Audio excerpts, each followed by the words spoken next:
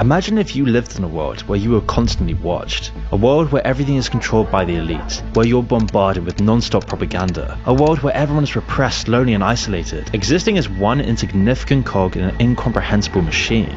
This is the chilling vision of the future that George Orwell put forward in Shalom, shalom, Israel. All praises to Yahweh, Ba'ashem Yahushai, Ba'ashem Rakakwadash. Yahweh is the Most High God, and Yahushai is who the world ignorantly calls Jesus Christ. Rakakwadash in the ancient Paleo Hebrew is Holy Spirit. All praises to Yahweh, Ba'ashem Yahushai. Double honors to the apostles and the elders in the great millstone. Regardless if you accept it or not, Lord willing, the Most High continue to put it in their spirit to endure and to continue to teach the Most High word and in truth and with a sincere heart. And a mighty shalom to the hopeful elect scattered four corners of the earth, teaching his word and believing his word to the best of their ability. Lord willing, the Most High continue to put it in their spirit to endure and to be sincere and teach his truth. Shalom to the wives and the single sisters, believers in his word. Lord willing, you can continue to pursue to be a loving and silent wife. And Lord willing, the Most High continue to put in your spirit to endure. And Lord willing, the Most High have mercy on other brothers and sisters that's not in the faith. If you don't know about George Orwell, I didn't even know about him. But you find out in history, 1984, he wrote a book and he quoted certain things. And I'm gonna let you see the video. It's the second one right here.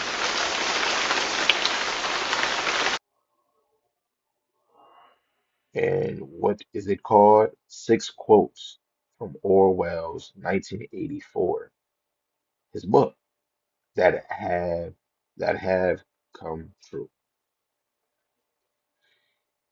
In 1949, George Orwell published the dystopian novel 1984 about a future where individuals' thought is banned.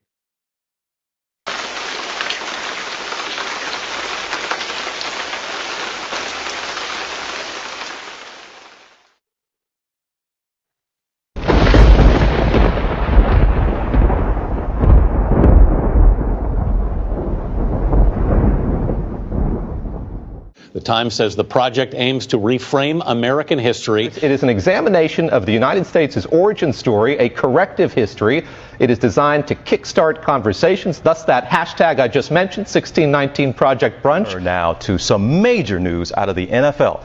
A source telling ESPN that Washington's NFL team retiring its controversial nickname. The Aunt Jemima brand is getting erased. The name and logo are being dropped from all products, including the iconic pancake mix and maple syrup. Within hours of the Aunt Jemima announcement came word that Uncle Ben's rice would get a new brand identity too. New tonight, the Phoenix City Council voted to change the name of streets that they find offensive. Barnes & Noble is facing backlash over its diverse editions of classic novels.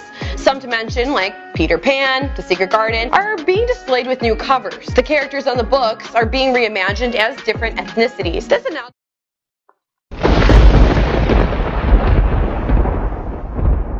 Day, Twitter dropping the programming terms master, slave, and blacklist from its code. Master and slave are going to become leader and follower, while blacklist will become deny list. Watch this. I have never discriminated on the basis of sexual preference. Their sexual preference is an offensive and outdated term. So Merriam-Webster, the dictionary, here's the old definition versus the new definition of sexual preference. Before it said orientation, sense, sexual preference. And now, after that exchange between the two of them on Tuesday, now it says offensive, sense, sexual preference. What's your response?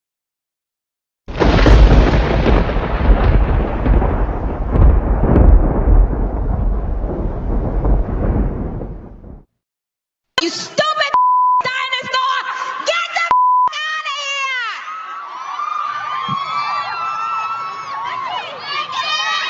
I'm sorry, you guys.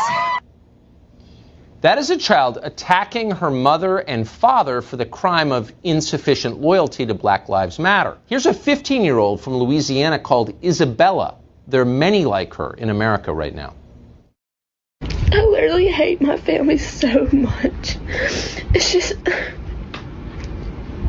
they just try to argue with me that George Floyd they're just trying to tell me that, like, he deserved that because he did something wrong, and that it was okay. That is not okay. And it's just making me so upset. I don't know why. I do not want to live here. I hate living in Louisiana. I hate living around these racist. I just want to leave.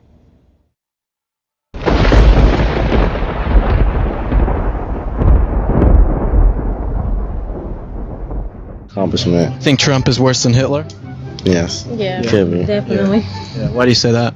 He's childish. Yeah. That's all I gotta say. He's trying to stop, like food stamps. People need those. Do you think that ending food stamps is as bad as killing like 6 million Jews?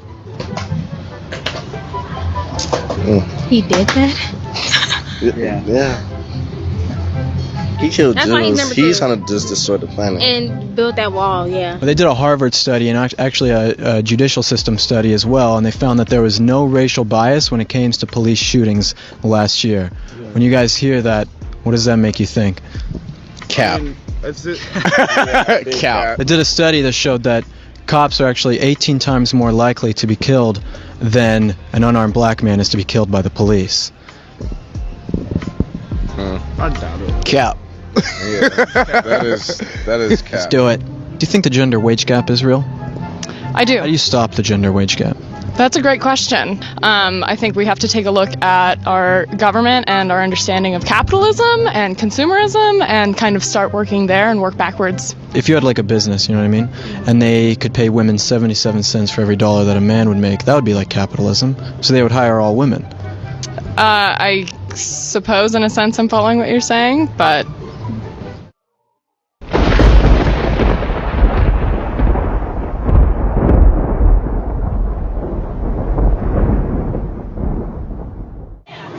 You can protest all you want, but the I just saw take place. I know there are people out here, homeless people, who rely on those banks to charge their phone. And you think it's okay to take down a neighborhood? You don't see corporations here. There are human beings that live in this neighborhood. You do this in Harlem, you do this in Brooklyn, and I swear on everything. These people in this neighborhood deserve better. And I'm not talking about the gentrification. I'm not talking about students who come here and pay cash to go to NYU. I am talking about the people who go to a methadone clinic down the street. And you think this is a protest?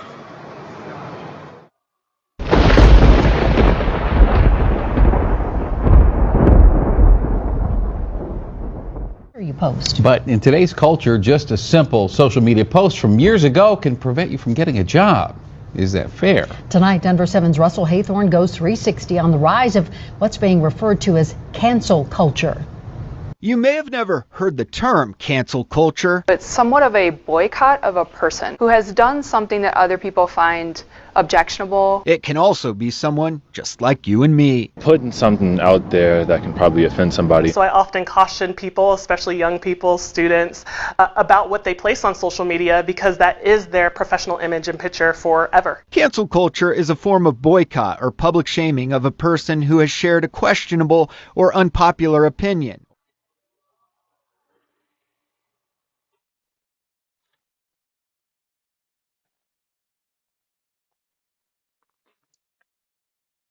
Job chapter 9, verse 24. The earth is given to the hand of the wicked. He covereth the faces of the judges whereof. If not, where and who is he? I really just brought this out because to pinpoint who's ruling this captivity is the same one that covered the faces of the judges of the scriptures, which are Hebrew Israelite men, you know, the children of the Most High, all the way from Abraham, Isaac, and Jacob. They changed the image of him through paintings that we seen in through two videos, right? Change history, names, and most of the time you speak anything truthful, right? Too truthful, especially this truth, your page get reported. But outside of all of that, you know, this whole truth ministry been out way before 1984, and even before that time, but 1969, by the power of the Most High, He allowed this truth to grow, in America. But we see this guy doing those things. That would the Most High either touched that man and allowed the left side to reveal certain things to him, or it could have just been the right side just putting it on his spirit to write that. Right now, I'm gonna just use a verse, use a preset, which is Sirach 39 and verse 21. In the KJV, it says, "A man need not to say, what is this? Wherefore is that? For he hath made all things for their uses." So all creations had a purpose. So his purpose was to say those things, right? But who is the Lord using, you know, to speak against kingdoms, kings, places, right? Pestilence, prophets, right? Some things can be for a sign, it can be for a warning. The Lord is using the prophets daily, right? They are the mouthpiece of the Most High. This is Jeremiah chapter 28, verse 8, and it reads, "The prophets that have been before me and before thee of old prophesied both against many countries and against great kingdoms of war and evil and of pestilence." And we're still living in Bible time. It don't matter if it's 2024. Yahweh Shai was in the midst of this earth 2,000 years, approximately 2,000 years ago. And if we was to double back to when this truth really happened, that was just like what, 60 plus years ago? If we count 1969, you got the 70s, the 80s, the 90s, going to from the beginning of the 90s all the way to 2000. That's another 10 years. That's 40 plus 2000 all the way to 24. So that got to be about 60 something years, you know? So all praises to the Most High. The Lord is still using his prophets, you know? So he has prophets speaking um, against many countries, against great kingdoms, and of war and of evil and pestilence. And everything he's talking about of this changing is because of the world was given to the hands of the wicked, you know, and the earth was given to the hands of the wicked. But first, I want to go to a precept that I use all the time, Jeremiah chapter 2, because if it's a kingdom, it has to be a king in charge. There has to be somebody up above, you know. This is Daniel chapter 2, just to really get in there, because a lot of people don't understand. They think the old ways changed. Now, the system, yes, did. Like the Europeans go by a color code and they created new nationalities. But in ancient time, the ancient nations, starting lasting off with Rome, they went by nations and tribes. So the Europeans, this new age changed things. So this is we still deal with kings. They just might change the name, right? This is Daniel chapter 2, starting at I'm gonna start at 19. Let's get in there. It says, "Then was the secret revealed unto Daniel in a night vision. Then Daniel blessed the Most High of heaven," because when you really go in the beginning of chapter 2, Nebuchadnezzar has a dream, right? So Daniel blessed the Most High of heaven, and Daniel answered and said, Blessed be the name of the Most High forever and ever, which is Yahweh, and the Son's name, who the world even calls Jesus, is Yahweh in the ancient Paleo. For wisdom and might are his, and he changeth the times and the seasons.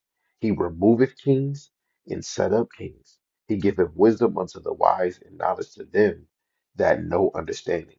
So this would be wisdom, but it would be knowledge of history, knowing the system that the Lord created. Even before Israel had a king, all nations had kings. And then Israel wanted kings. The Lord, like in 1 Samuel 9 and 9, you know, if we wanted divine messages, we would go to the prophets, the evangelists, the apostles. We would go to the men of the Lord. Now the king, he rules everything, you know. So just like how Nebuchadnezzar is having a dream, Daniel, Nebuchadnezzar was going to kill all the ones that know dreams, the magicians, and Daniel, like the wise people. He was going to kill them all and get new ones if nobody can interpret his dream, you know. But this right here shows that the Lord revealed his secrets, to the wise. But I was going to trip on my tongue because I didn't bring out this verse. But the Lord revealed his secrets to the prophets. In Daniel, if Lord willing, you've been reading, Daniel is considered a major prophet, right? So we just gonna read the precept that that's brought out fluently when brothers is probably having camp or when they doing they sit down. This is Amos chapter 3 and verse 7. Surely the Lord God would do nothing, but he revealeth his secrets unto his servants the prophets. Right? The Lord do what he do, but the Lord is not coming off his throne to physically give you a message like he physically used the prophets. You know, our heart divisive our ways, but the Lord direct our steps. And the Lord is dealing with his prophets, you know. So how he's talking about how the world is going, the Lord set up kings and he removed kings. And America is already set, even though you have different presidents and whoever is in the chair. It's just like the Romans, different Caesars. Caesar Augustus, he ruled the longest out of all of them, but the Lord set him up. But of course, it was way bigger than just one person because it all started with the mindset of them thinking, let's have crafty counsel. So we brought out Job 9 and 24 that the earth is given to the hands of the wicked. So let's even go back, you know, we brought out Jeremiah 28 and 8 that the Lord was always using his prophets to speak against kingdoms, just like when you look at Jonah, right? And so Psalms 83, this is a song of Asaph, author or inspired by Asaph, right? So this is Psalms chapter 83, verse 3. It says, They have taken crafty counsel against thy people and consulted against thy hidden ones.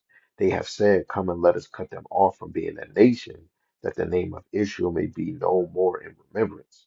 For they have consulted together with one consent.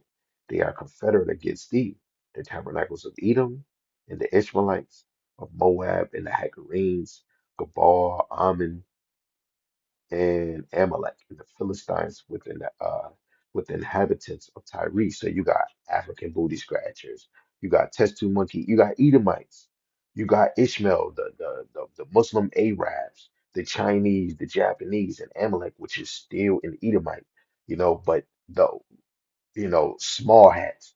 But if we wanted to be correct, you know the people that call themselves JEW, JEWS, you know. So these are the nations that did crafty counsel against the children of Israel. Because in ancient time, all nations knew who everybody was. All nations knew uh, the children of the Most High. And nations called us. These are the children of God. Nations knew. Even Abimelech that was in Africa when Abraham said Sarai was his sister, and then the Lord gave him a vision. He knew Yahweh, you know. What's her name? Um, you got Hagar. The Lord spoke to her, through an angel. Then you have uh, there was another. I forgot. What was it? Ramah, or the one that let the Israelites spy on Jericho. You know, she knew of the Most High's power because of what he did in Egypt. Now the nations now, yes, they know they wicked plan. They know they know their enemy is coming. Just like Ronald Reagan said, what if we had an outside enemy that didn't live on Earth and they came from space? So them elites passed on knowledge, you know, but the elites made a system where the higher ups don't say anything plainly. It's very plain because why would they let movies or certain shows show the truth? Because they know off of what we were hearing in the beginning of the first video of George Orwell. You know, they feed you a lot of bullshit, and we're lost in the sauce and we're all mixed up. And if you got TV, got a damn cell phone, and if you just cleave to this world, the enemy can get you lost. So that's why when we read Job 9 and 24, the earth is given to the hand of the wicked, it's hard for somebody to say, hey, no, that's not an Edomite. All nations rule, which is correct because the earth is given to the hand of the wicked. Let alone it was some wicked Israelites, you know. But the world wasn't planned to be ruled by wicked people. And most empires before this only ruled a huge empire. This America is basically the biggest uh empire or ruling vessel on the earth, the biggest empire that ever lived on earth. It's so big, but it continues even from its past, from Rome.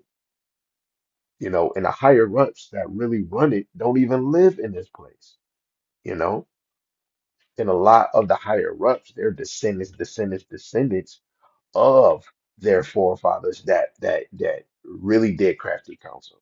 So if we used to look at Donald Trump and other people that you could see as puppet, their great great great great great granddad, because all you got to think, all of them founders that said they found this place, or Christopher Columbus, that's a lot of hiding mystery. That a lot of them people was dead.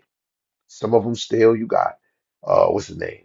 David Rockefeller, who just passed away. They got another old one. They got overseas money, you know. And if you know about 16, 19, going all the way to when slavery ended and continue after, the high banking families are the main ones that profited off of the cotton industry. And those are the same ones that's profiting off of the oil industry. Because the same of how the importance of oil, gas, is the importance cotton was back in the day. Just like sugar, rice, the molasses, tobacco, tea, everything had its moments, but cotton was the biggest. Like right now, oil is the biggest right now, you know. But the earth is given into the hands of the wicked, and we just read Psalms 83, and it shows you that, the earth, was given to the hands of the wicked. And all these nations that I just said in verse 6 and 7, they all ruled the earth for their own in their own time, let alone a lot of these nations is in a type of rulership form under Esau, right? And we'll just show another pivotal moment in history, because if they cover the faces of the judges, you would just have to go precept. You would have to go to another precept to prove that, especially it makes it clear that an Edomite nation did this. This is First Maccabees chapter 3, verse 48. This is the history The Greeks after Alexander, Alexander the Sweet or Alexander the Great, whatever you want to call him, all the way going to Antiochus Epiphanes or Antiochus Epiphanes. Um, so First Maccabees chapter 3, verse 48, and I'll start at 35. 38, no, so like it. This is First Maccabees chapter 3, verse 48. I said 38. I'm gonna start at I'll start at 44 just so you can hear what it goes into, right? It says, Then was the congregation gathered together, that they might be ready for battle, and that they might pray and ask mercy and compassion. Now Jerusalem lay void as a wilderness. There was none of her children that went in or out. The sanctuary also was trodden down, and alien in this context, aliens means foreigners, kept the stronghold. The heathen had their habitation in that place. And joy was taken from Jacob. This is speaking of the 12 tribes, not the physical Jacob, because he's already dead. This is the 12 tribes. And the pipe with the harp ceased. Therefore, the Israelites assembled themselves together and came to Mashpha over against Jerusalem, for in Mashpha was the place where they prayed aforetime in Israel. Then they fasted that day and put on sackcloth and cast ashes upon their heads and rent their clothes, basically ripped it, and laid open the book of the law wherein the heathen had sought to paint the likeness of their images, right? So they were reading in the law where the heathen, like this just went deep. But if you just take away the heathen part and made image of the law, you would just know that they went into the law. They went into the Torah. But they showed this that, especially when, if you know the history, a lot of the Greeks took our writings, and some of the translation that you know of the Old Testament, it is flipped in different languages, right? Because a lot of our brothers and sisters took on different languages, especially Greek, because of being Hellenized. Alexander pushed it. Then when he died, they pushed it and they pushed it on a worser example, you know. And when the heathen opened up our books, they paint the likeness of themselves as the people who the scriptures was pertaining to. And the key people first, who are the judges? The children of the Lord, the sons of God.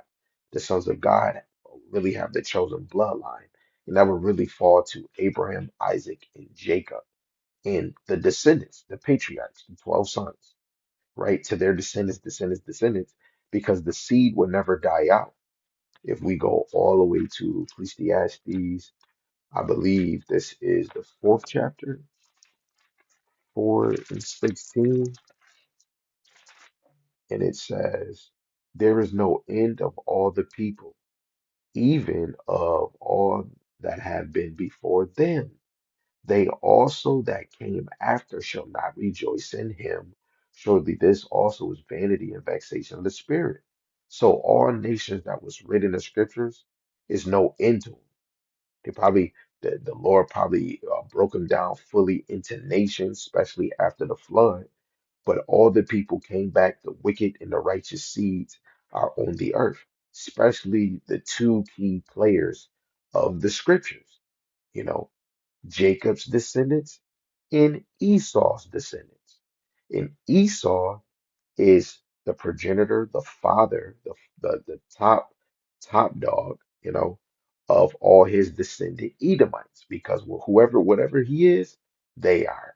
And Jacob is the top dog, the father of his descendants, right? Because we are what our father is. And if Jacob's name didn't get changed, we would be Jacobites. But the Lord changed his name and called him Israel. And anybody that descends from him, becomes a ite, a Israelite, because they are a descendant. They pertain to, descend from. Ite, pertain to, or descend from, right? And uh, we're descendants of Jacob, especially when people want to say, hey, get a DNA test. The Lord don't tell us to do that. That's why even more, it's not about what you look like, right? But you can still reflect on Israelites' images by how they look too, because we had pictures.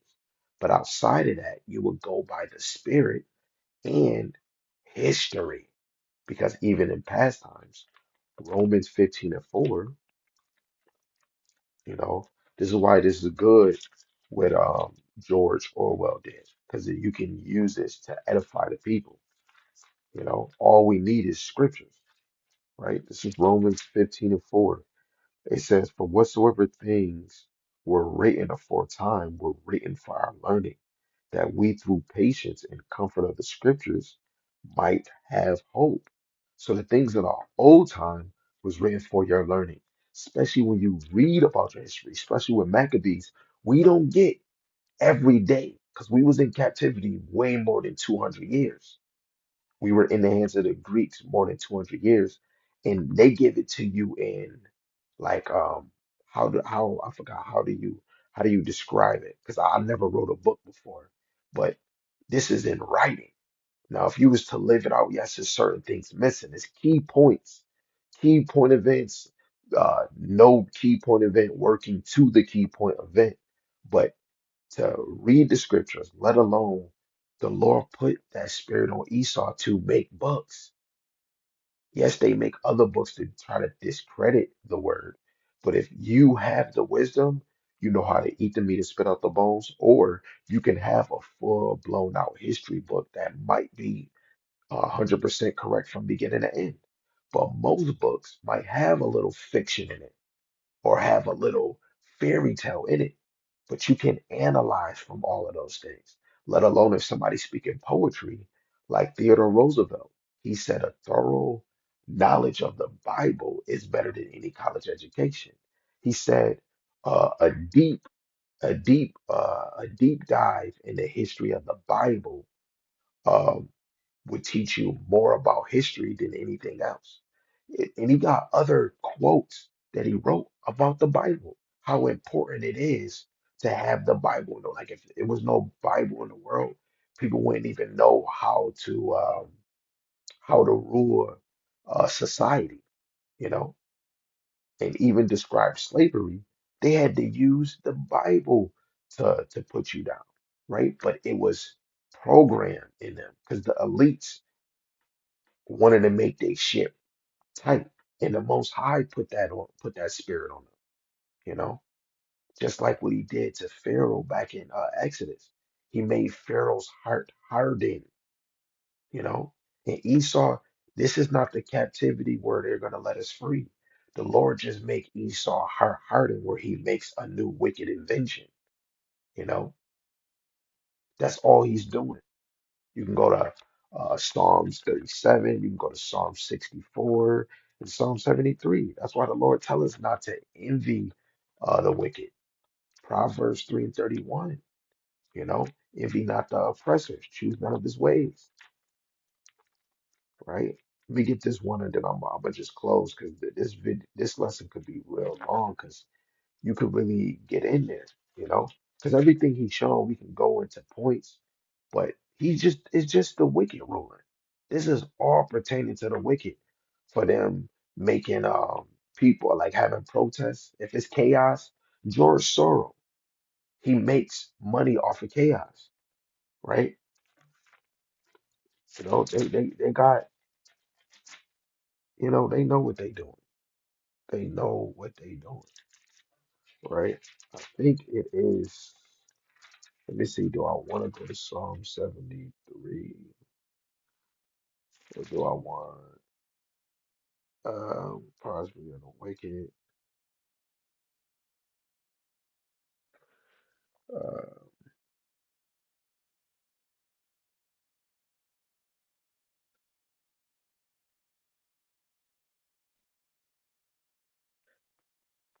Uh, the violence covered as a Okay, I'm gonna just read this one. This is Psalm 73, and I'm gonna start at verse 5. It says, "They are not in trouble as other men, neither are they plagued like other men," right? Because it's not their time, right?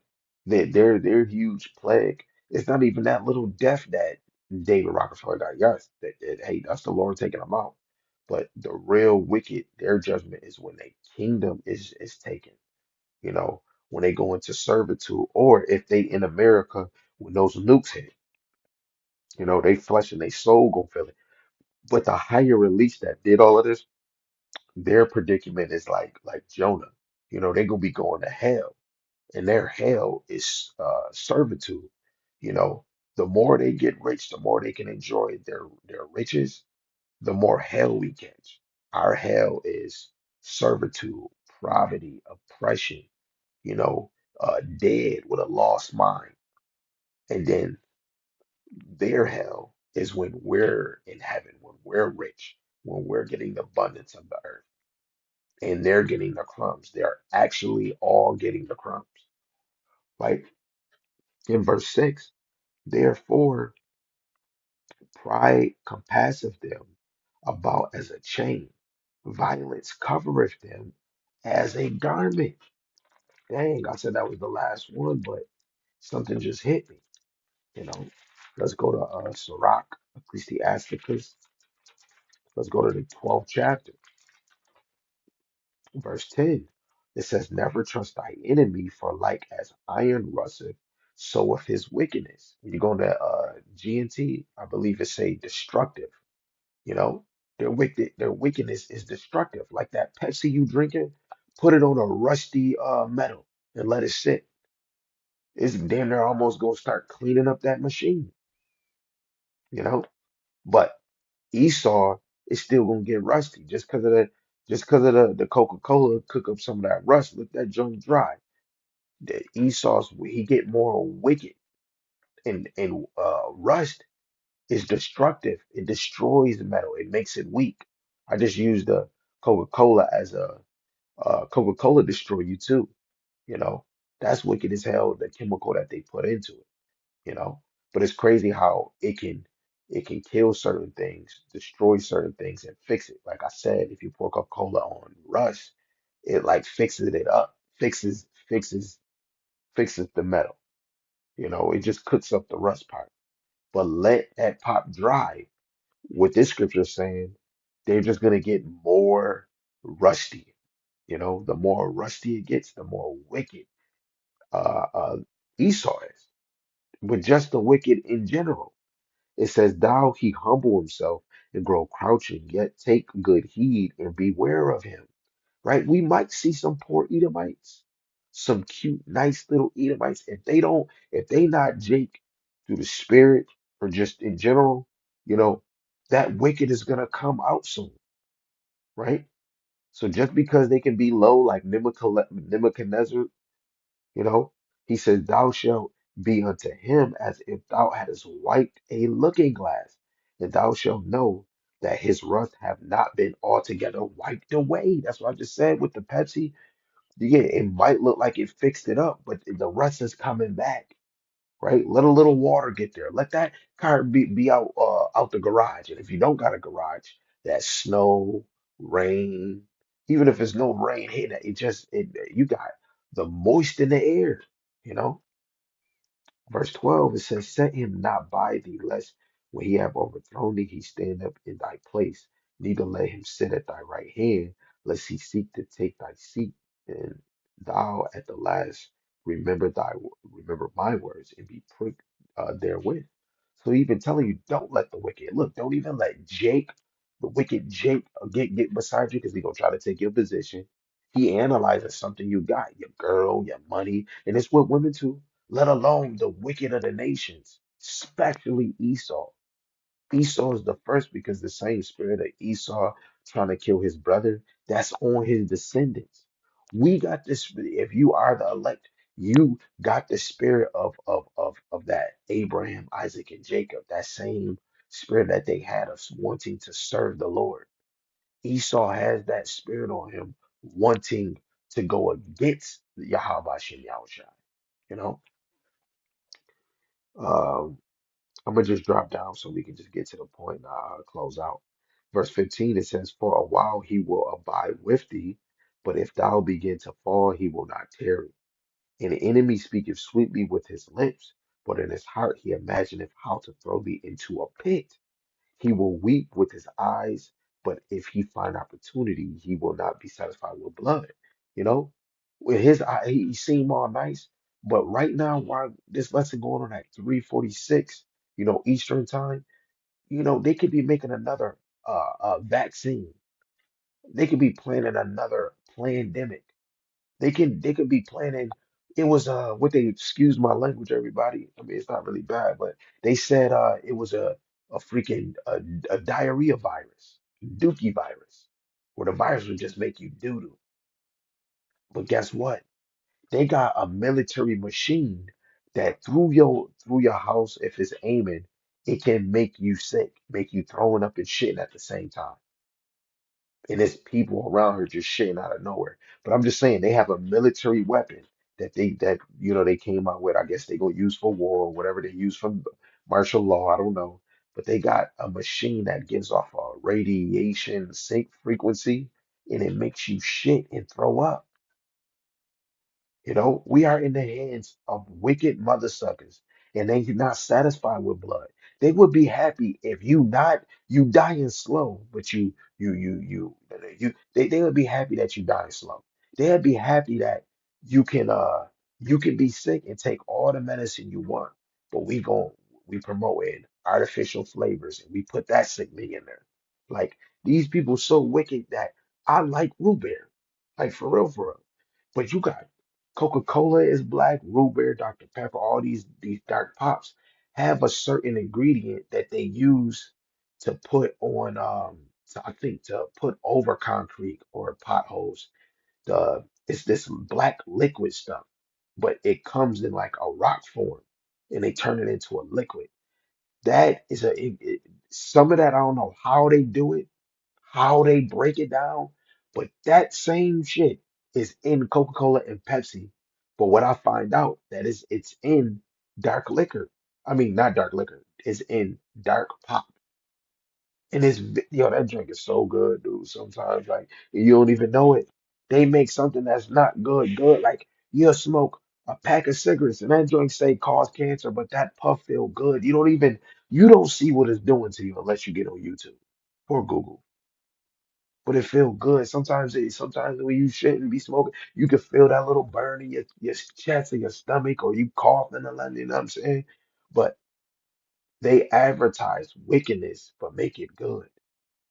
I would love to keep going, but I don't want to hold you too long, man. 1948, go look it up. George Orwell.